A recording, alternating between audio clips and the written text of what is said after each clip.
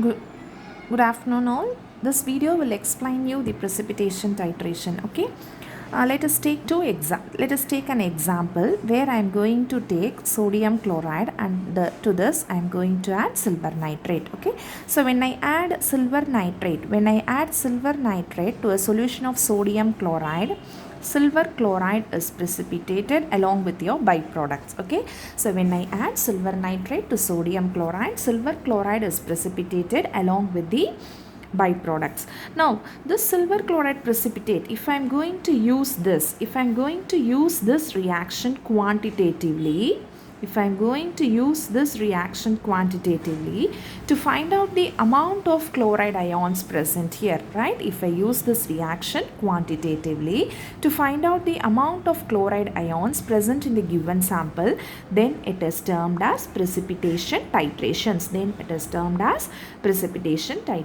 Okay, so now in this titrations, depending upon the type of indicator used, depending upon the type or nature of indicator used, your precipitation titrations, type of the indicator or nature of the indicator used, your precipitation titrations may be of Morse method. It may be of four types. One is Morse method, second one is Volhardt's method.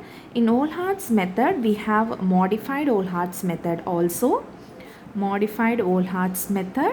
and third one is Fajon's method, and fourth one is Gay-Lussac method. Okay, I repeat, based upon the nature or type of indicator used, we have four types of precipitation titration. One is Morse method, second one is Volhardt's method, we have modified Volhardt's method also, third is Fajon's method, and fourth is Gay-Lussac method. Okay, now let us see what are these methods. Coming to Morse method, right?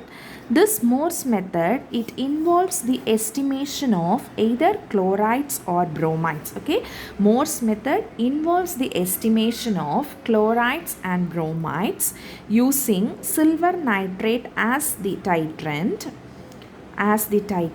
and potassium chromate, K2CrO4, potassium chromate.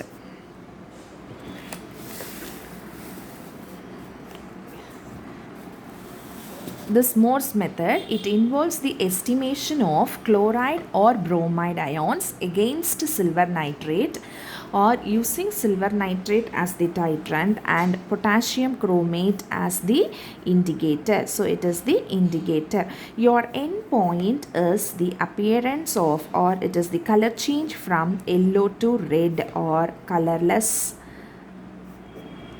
to red color. It is the appearance of red color. I repeat this Morse method. I'll write the equation now. Morse method, it involves the estimation of chloride ions or bromide ions using silver nitrate as the titrant. The indicator employed here is potassium chromate, and the end point is the color change from yellow to red color or appearance of red color. Now we'll see how the yellow color to red color comes, or colorless to appearance of red color is there. So now let us take the reaction. Sodium chloride reacts with silver nitrate to form silver chloride precipitate plus NaNO3. Okay, we need not worry about this NaNO3. The silver chloride is precipitated.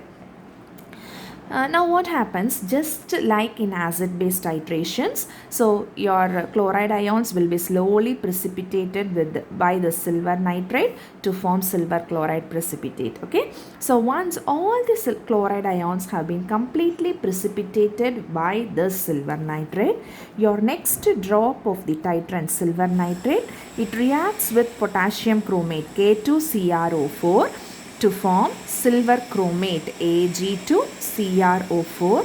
It is a red in color, plus your byproduct KNO3. You have two molecules of KNO3. Okay, so this silver chromate is red in color. So hence, after the equivalence point or at the end point, you get a color change from yellow to red or appearance of red color.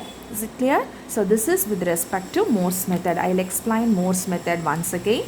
So Morse method involves the titration of chloride ions or bromide ions using silver nitrate as the titrant.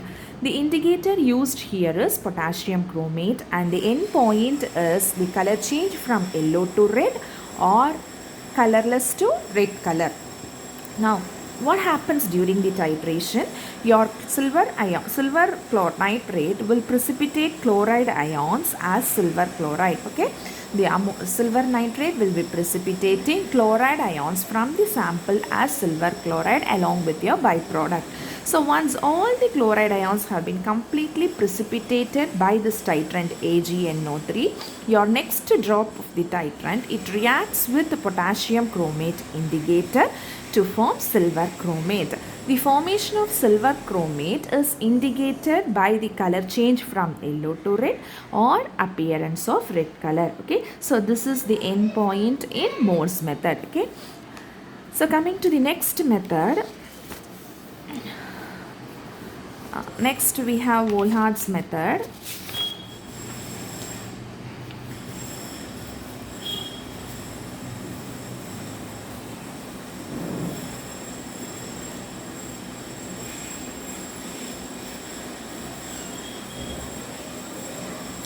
So in Volhard's method, it is also again the same titration using silver nitrate, but it is an back titration method. It is an indirect titration method. Okay, it is an indirect titration method.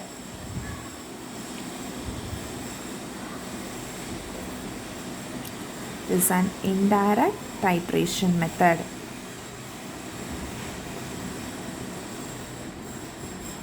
Say for example, in the reaction between so I am going to let us take the same example, sodium chloride. Okay, sodium chloride, this is titrated against silver nitrate to form AgCl precipitate plus some byproduct. Okay, let us take the same example.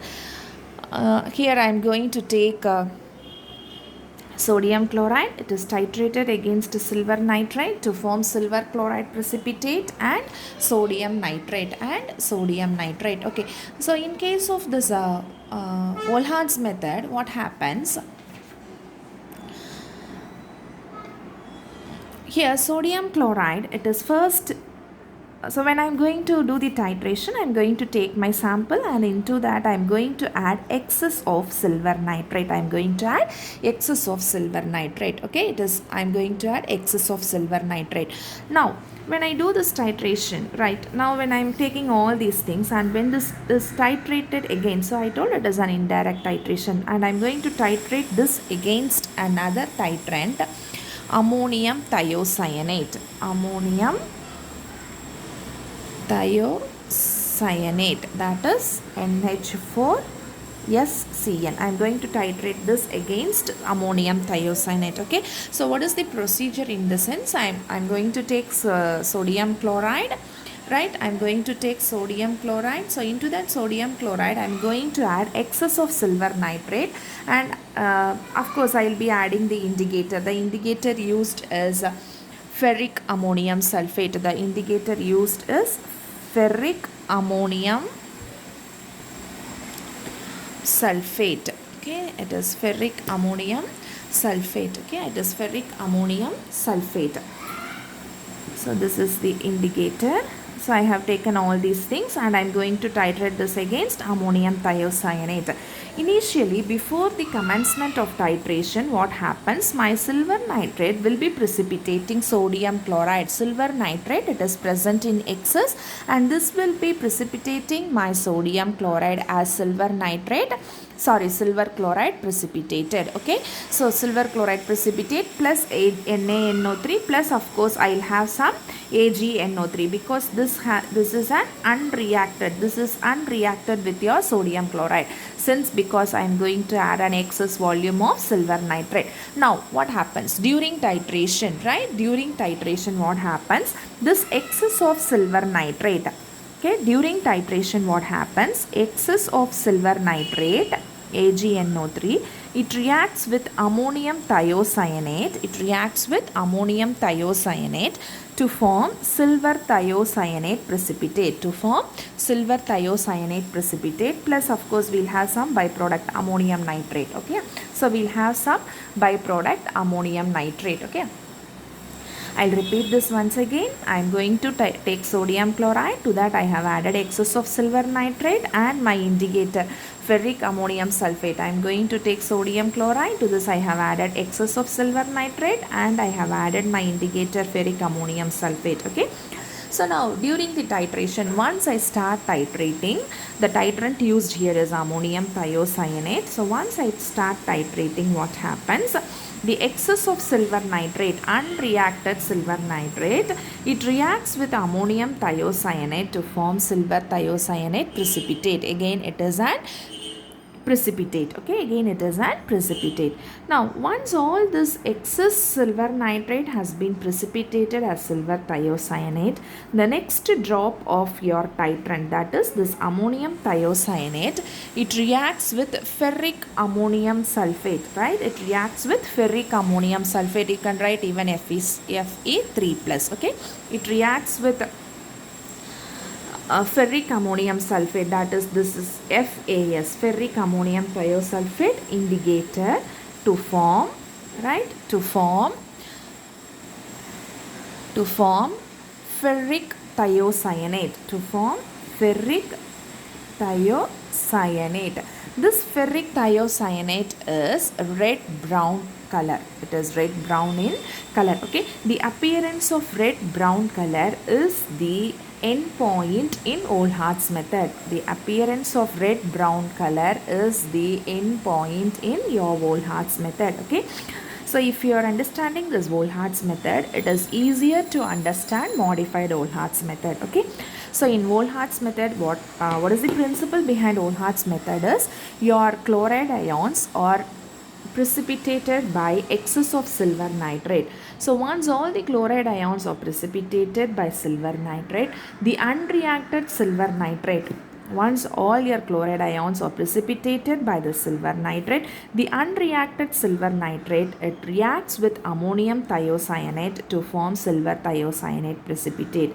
Once all the unreacted silver nitrate has been precipitated as silver thiocyanate, the next drop of your titrant reacts with the indicator ferric ammonium sulfate to form ferric thiocyanate. So this ferric thiocyanate is, it is red in color. Okay, it is red in color, and the red brown or reddish brown, whatever it is red brown, brick red, reddish brown in color, and the appearance of reddish brown color is the end point. Okay, now the limitation of this Volhardt's method is that if I am not going to remove the silver chloride precipitate, right, if I am not going to remove this silver chloride precipitate, this silver chloride precipitate will be reacting with ammonium thiocyanate also. Okay, so it will be reacting with ammonium thiocyanate and will not be obtaining, and this silver chloride precipitate also tends to react with this ammonium thiocyanate, and hence I need to remove this silver chloride.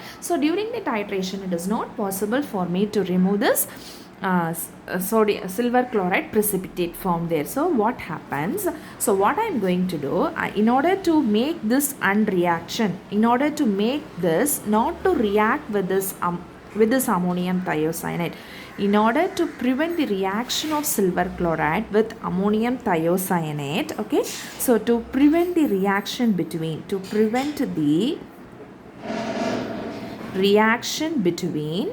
silver chloride precipitate and ammonium thiocyanate, I am going to coagulate this silver chloride. It is coagulated using nitrobenzene. If I am going to coagulate the silver chloride precipitate using nitrobenzene, then it is called as modified Volhardt's method. Is it clear? Right. Now coming to the third method, Fajon's method. So your Fajon's method is a little bit different one. I'll just tell you and I'll show it to you in the book. Okay. So in Fajon's method, we'll take the same reaction, silver chloride plus AgNO3. It is going to be precipitated as AgCl plus some byproduct. Okay, AgCl plus sub byproduct. Okay. So initially what happens, right? Initially what happens, your silver chloride is precipitated. Now this involves, I'm going to use some adsorption dyes. I'm going to use some adsorption dyes as my indicator. So my dye is going to get adsorbed on the layer of silver chloride precipitate, right? So during the commencement, once I start with my titration, my silver chloride will be precipitated here, isn't it? So this is my silver chloride will be precipitated here. So during the titration, chloride ions will be in excess and this chloride ions will be surrounding my silver chloride precipitate. Okay. Since these are negative in charge, they try to attract the positively charged sodium ions. So it will be like this. They try to attract, so 1, 2, 3, 4, 5, 6. They try to attract the positively charged sodium ions. Okay, so during the titration what happens, silver chloride precipitate, it will be there. So this silver chloride precipitate will try to absorb chloride ions which are initially in excess. Okay, so now these chloride ions, you call this as primary adsorbed layer. It is called as primary adsorbed layer, and sodium adsorbed layer is secondary adsorbed layer. Okay, it is called as primary. Your chloride adsorbed layer is called primary adsorbed layer, and your secondary adsorbed layer, that is your sodium ions are adsorbed, no, that is called as secondary adsorbed layer. Okay, so now what happens, initially excess of chloride ions will be there, so hence these chloride ions are surrounding your silver chloride precipitate. Okay, so once all your chloride ions, right, so at the end point what happens, your chloride ions, right, at the end point what happens, there will not be any more chloride ions, and now your silver nitrate, silver ions will be in excess. Now here, now what happens, this will be getting converted to, so you will have AgCl precipitate here. Now these chloride ions will be replaced by your silver ions. Okay, now instead of these chloride ions, your silver ions, these chloride ions will be replaced by your silver ions. Okay, so now these AgCl precipitate, it will be now it will be getting surrounded by your, it will be getting absorbed by your silver ions. Okay, so your silver ions are adsorbed as your primary adsorbed layer. Now since these are positive in nature, they try to attract NO3 minus ions. So this NO3 minus ions will now form your secondary adsorbed layer. Okay, now if I am going to add a salt of fluorescein, right, say for example the indicator used here is fluorescein. Now if I am going to add an indicator here, if I am going to add an indicator here, fluorescein, the indicator is a negatively charged molecule. Now what happens, this will be competitively replacing your nitrate ions, this will be competitively adsorbed, they will be replacing the nitrate ions, they will be replacing your nitrate ions from the secondary layer,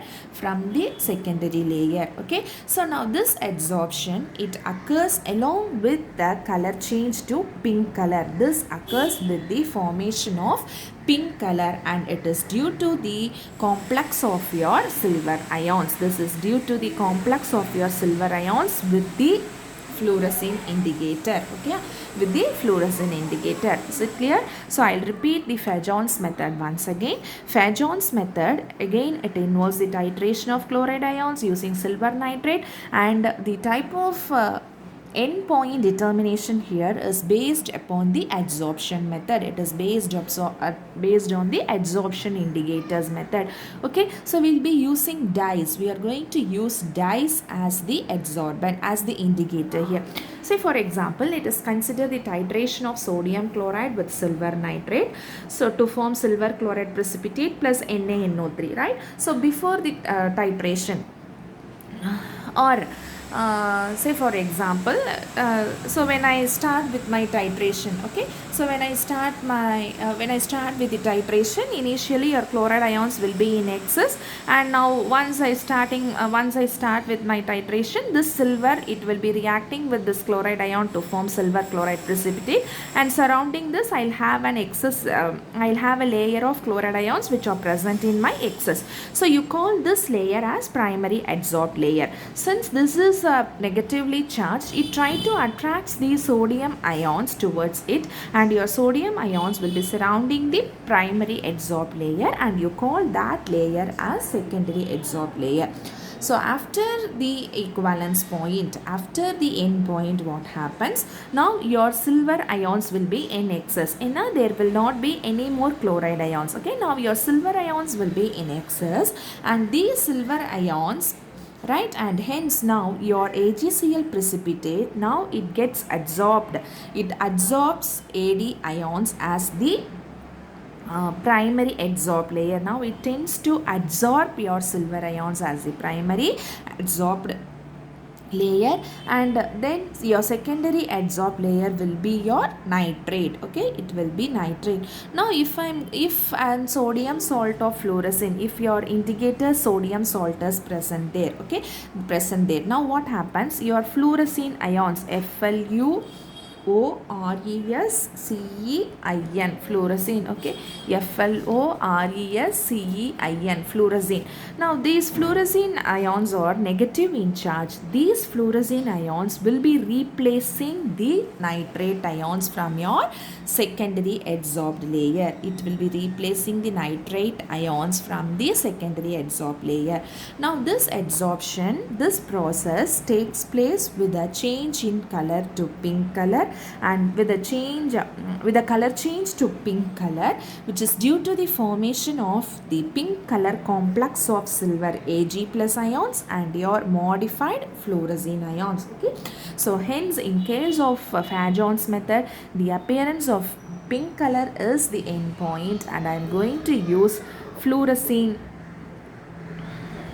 as the indicator, that is adsorption dyes are used as the indicators. Okay, so with this your precipitation titration is over. If you have any doubt, you can post your questions in WhatsApp, either personally or in group. Okay.